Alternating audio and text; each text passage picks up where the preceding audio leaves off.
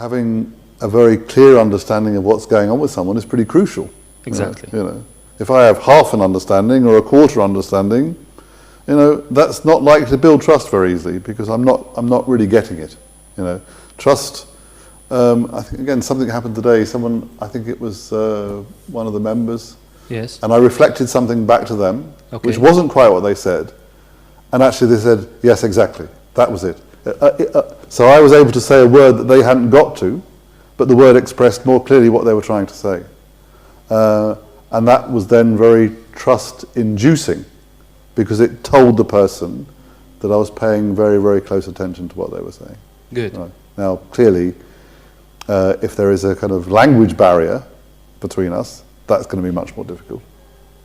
So can emotions be interpreted using an interpreter?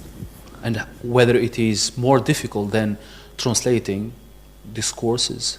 Well, I mean, I think, when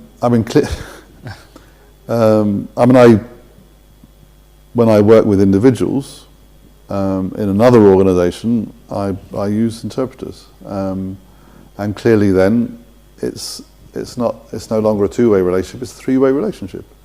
And the three-way relationship will work dependent on trust at the end of the day.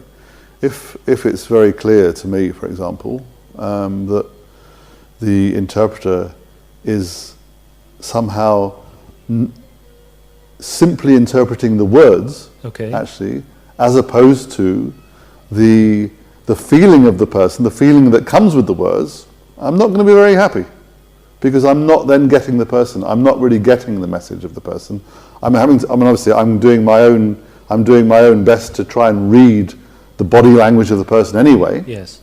And very often, I can tell when the interpreting is not quite right, because actually what they're saying doesn't fit the body language. And so I might say, "Are you sure that's what they're saying?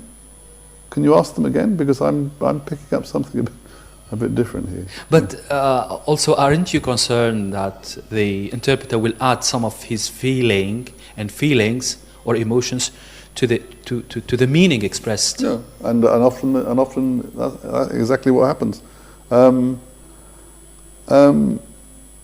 And I think again I rely on the person. So I think when that happens, I'm constantly. It's a matter of trust. But also I'm constantly reading both of them. So if the interpreter is somehow communicating something that is not there in the person, mm-hmm, the person will, by and large, the person will also let me know, one way or another, that that's what's happening.